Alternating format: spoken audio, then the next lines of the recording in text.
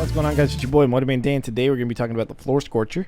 It flips open and belches searing flames, damaging enemies. You have to burn 120 enemies to unlock the unique upgrades. That is to increase range or place on walls. The level upgrades is to increase the damage. Now, for the unique upgrades, I normally run increased range, but there are places or times where you may want to put them on the walls. If you have a snake barricade setup and you are kind of going for combos and you need fire and you brought like lightning lasers, you can put Floor Scorchers where the barricade touches the wall, and then enemies that are walking into it will get burned by the Floor Scorchers, allowing you floor space for other floor traps that are not taken up by the Floor Scorcher. But of course, you can also put them behind the barricade, and you can put something else. And by behind the barricade, I don't mean against the wall. I mean as they walk into the corridor. Anyways, I'll show you what it looks like in game. But first, let's take a look at the game files. So the first thing to note is that the primary damage is 18. The base velocity is 50,000. Now, if you remember from the flip trap video, the base velocity of the flip trap was 200,000.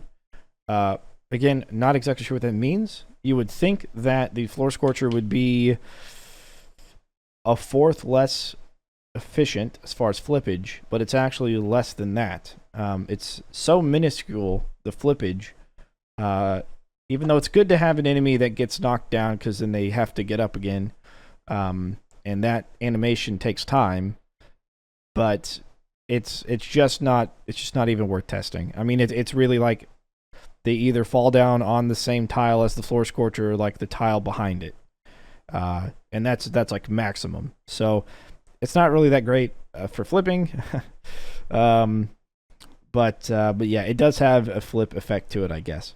Now, the burned for the Floor Scorcher is for 4 seconds. It's 7 damage a second, 20% slow. Same as pretty much all fire. If we look at the upgrades, we're going to... Oh, I'm sorry. Let's look at the Trap Protos first. Trigger duration of 1 second. This 1 second is only the animation. And this is what I think a lot of people are going to be saddened by this. As a matter of fact, I was a little saddened by this whenever... This is recent, whenever we figured this out. The trigger duration is just an animation thing. The damage happens once upon activation. It does not continuously happen as the Floor Scorcher is opened. Although it looks like it should, but it doesn't. So there's that. It's not a little bit of a consistent thing. It just pops up, does damage initially, and then goes away. The reset delay or the cooldown, 11 seconds. Coin value is 800. And let's see here. Cost 8 skulls to unlock, and that's about it. Okay. Now we can get to the upgrades. So the first one is to increase the damage, increase primary damage by 4. It's going to take it up to 22. And then again by 4, it's going to take it up to 26. And then again by 4, it's going to take it up to 30. So that's for that. Then we have an increased range. It's going to use the other range for it. We already know it's +2 grid squares. You can see it based upon how it functions. Or you can place it on the wall. And that's all there is to that. So as promised, we're going to take a look at it in the game and think about some ways that it could be used to maybe either help with combo or just help with some fire damage in your kill box. That sort of thing. Alright, let's jump into the game. Now, if you've got a kill box that looks something like this, and your idea is to kill them along this little stretch here, or maybe even on the other side, or like right here in between these two barricades, one of the things you might do is you might bring a Floor Scorcher. If you have the range upgrade, you can see the little location for the blue part there. You can see where it ends. So if I put this here, it ends right here. So you can see that it's 2 tiles from the Scorcher itself, right? So we could put it behind the barricade. If we have the increased range, it'll actually shoot out to here instead of having the wall upgrade. But since we have the wall upgrade, something we can do is we can place it here and it'll shoot out in the same area. So if you have the floor traps that you want and you have a barricade in the way, kind of blocks other wall traps, right? Like if you have an arrow wall, for example. An arrow wall will not shoot out. Let me show you this. The arrows themselves will actually shoot out past the barricades, but it won't trigger until anything comes in range of the arrow wall. So maybe if you have a flip trap, it flips a light orc onto the barricades, then the arrow wall will trigger. But since it's not very consistent, because the trigger range is blocked by the barricades, it might be better to do a trigger range of something like this, where enemies walk in and then they get burned. Of course, that's not really a great place either. The only other one that can...